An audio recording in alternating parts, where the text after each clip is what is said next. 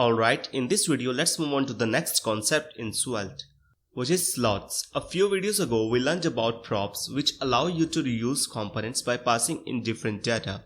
Although props are great for reusability, we do have a strict parent-child relationship. The child will always be in control of the HTML content and the parent can only pass in different data values. Slots on the other hand are more powerful, similar to props. They allow you to reuse a component, but they also allow the parent component to control the content inside the child component. In other words, slots allow a parent component to embed any content in a child component, including HTML elements. Let's understand its syntax and usage with an example. Let's begin by creating a new file in the components folder. I'm going to call this card.svelte. As you might have already guessed, we are trying to create a card component, which is a pretty common UI element.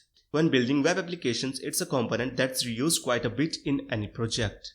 For our card component, I'm going to begin by adding a div tag with a class equal to card. Within the div tag, I'll simply add some text, card content. I'm going to paste some styles for this card class. So one for card and one for card hover.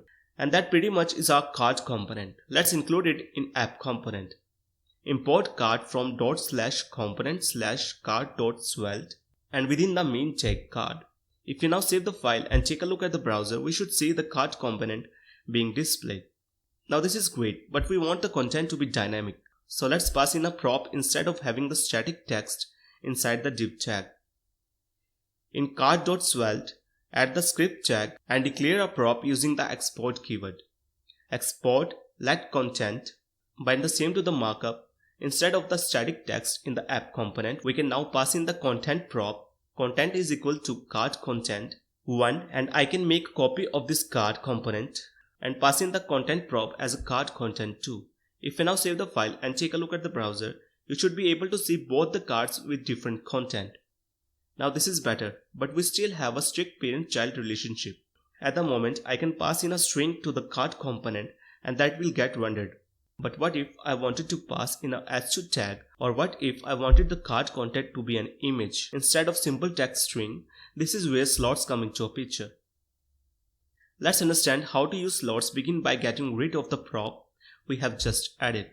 Now inside the div tag, we add a slot tag. In the parent component, remove the prop and instead add a closing tag for the card component.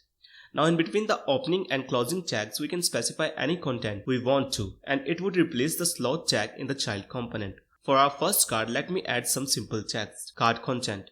For the second card, let me wrap the same content with an h2 tag, and for the third card, let me add an image as the card component. If we now save the file and take a look at the browser, you can see that we still have the styles that reflects a card, but the content inside is controlled by the parent component. So to reiterate, Svelte will take the content in between the opening and closing tags of the card component and substitute it in place of the slot tag. We add text, a heading, or even an image. It's also possible to specify default slot content if the parent component does not specify any. So in card.svelte, in between the opening and closing slot tags, I can add default content, and in the app component add another card tag. For this time, without any content between the opening and closing tags, if we take a look at the browser, you can see that the default content is rendered.